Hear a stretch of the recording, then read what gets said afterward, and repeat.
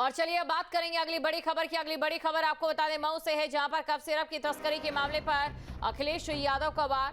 BJP की सरकार में कफ सिरप से बचे अखिलेश यादव की ओर से कहा गया। कुछ लोग इसमें मुनाफा कमा रहे हैं।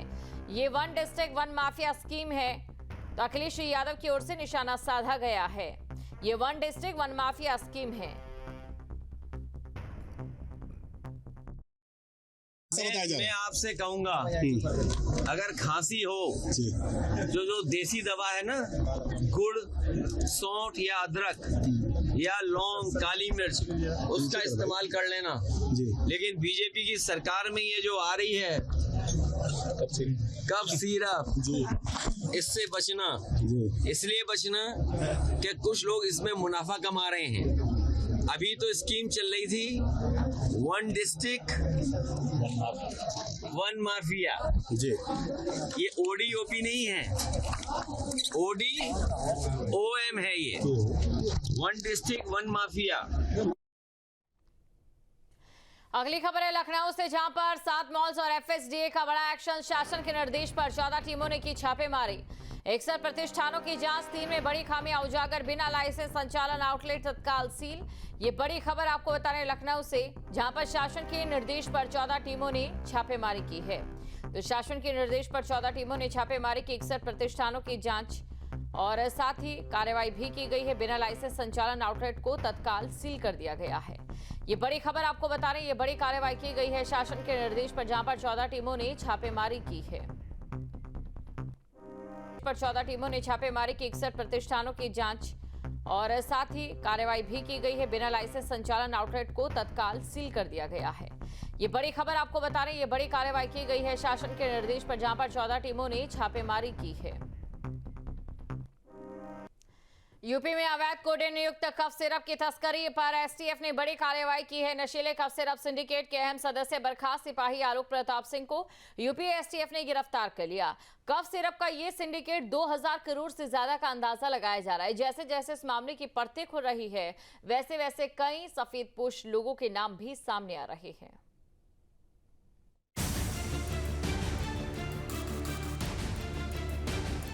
कोडीन कफ सिरप के अवैध कारोबार का मामला लगातार सुर्खियों में है। करोड़ों के कफ सिरप के काले कारोबार में रोज नए तथ्य उजागर हो रहे हैं। नशीले कफ सिरप सिंडिकेट के अहम सदस्य बर्खास्त सिपाही आलोक प्रताप सिंह को यूपी STF ने गिरफ्तार कर लिया है। उसे लखनऊ के सुल्तानपुर रोड स्थित उसके घर के पास से पकड़ा गया है। आलोक सिंह पूर्व सांसद का करीबी है। STF ने आलोक सिंह के खिलाफ लुकआउट सर्कुलर जारी करने की कवायद की थी। हालांकि उसे अब STF अमित सिंह टाटा, विभोर राणा, विशाल सिंह के साथ आलोक सिंह को भी रिमांड पर लेकर पूछताछ करेगी और देश के तमाम राज्यों और बांग्लादेश में नशीले कफ सिरप की तस्करी के बारे में तथ्य जुटाएगी। नशीले कफ सिरप की तस्करी करने वाला सिंडिकेट करीब 2000 करोड़ रुपए का कारोबार कर चुका है। ईडी की प्रारंभिक पड़ताल में यह खुलासा हुआ है। इस सिंडिकेट की जड़ें इतनी गहरी हैं कि ईडी के अधिकारी भी हैरत में पड़ गए हैं। 2000 करोड़ के नशीले कफ सिरप के कारोबार का खुलासा। STF SIT की टीम लगातार कर रही जांच। फर्जी कंपनियों से मिले खातों में गड़बड़ी की संभावना। ईडी की लखनऊ और प्रयागराज टीमें खंगाल रही कुंडली। आरोपी शुभम जायसवाल के खिलाफ रेड कॉर्नर नोटिस जारी करने की तैयारी। ईडी की टीम फिलहाल सिंडिकेट की सारी कड़ियों को जोड़ रही है ताकि उनको संरक्षण देने वाले बाहुबलियों और सफेद पोशों के चेहरों को भी उजागर किया जा सके। जांच में खुलासा हुआ है कि यह नेटवर्क केवल यूपी तक ही सीमित नहीं था, बांग्लादेश तक फैला है अवैध कारोबार।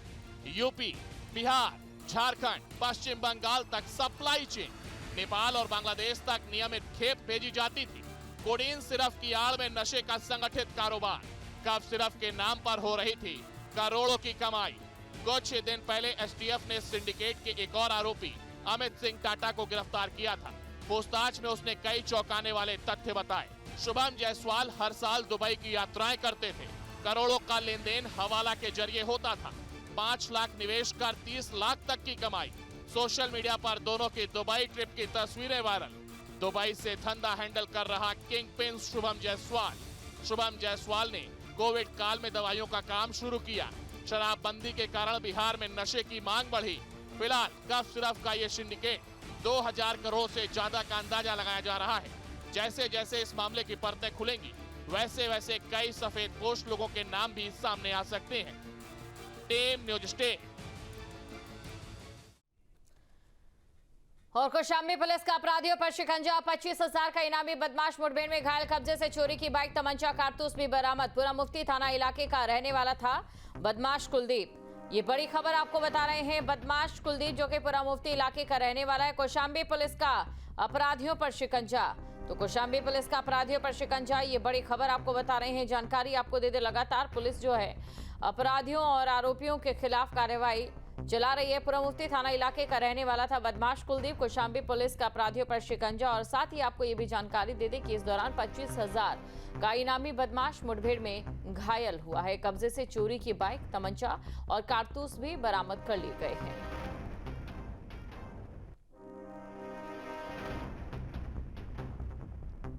तो ये बड़ी खबर आपको बता रहे हैं, 25,000 का इनामी बदमाश मुठभेड़ में घायल।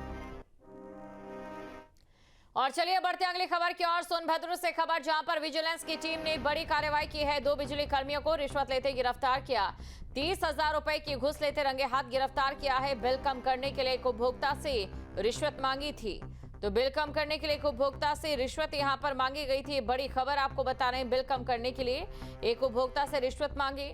सोनभद्र से खबर, जहां पर विजिलेंस की टीम ने बड़ी कार्रवाई की है। तो विजिलेंस की टीम ने बड़ी कार्रवाई यहां पर की है और साथ ही 30,000 रुपए की घूस लेते यहां पर रंगे हाथ गिरफ्तार किया गया। उन्नाव में एसआईआर अभियान के तहत मतदाता सूची में बड़े पैमाने पर फर्जीवाड़ा उजागर हुआ।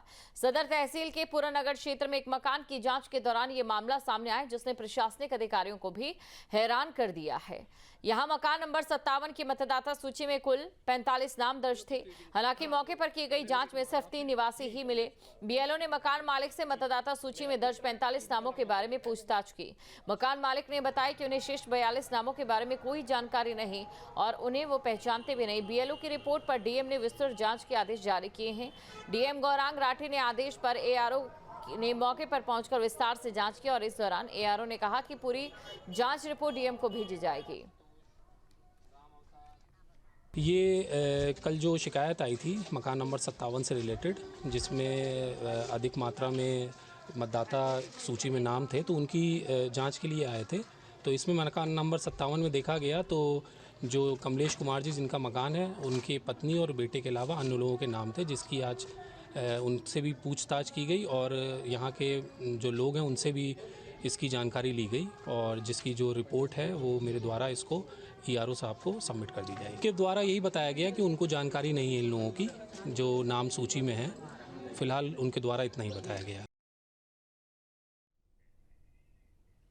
जहाँ भक्ति है हर शब्द में, कथाओं में छिपे हैं दिव्य रहस्य और ज्योतिष देता है जीवन को दिशा। धर्म से जुड़ी हर बातों को जानने के लिए हमारे चैनल स्तुति को सब्सक्राइब करें। चैनल पर जाने के लिए इस लिंक पर क्लिक करें।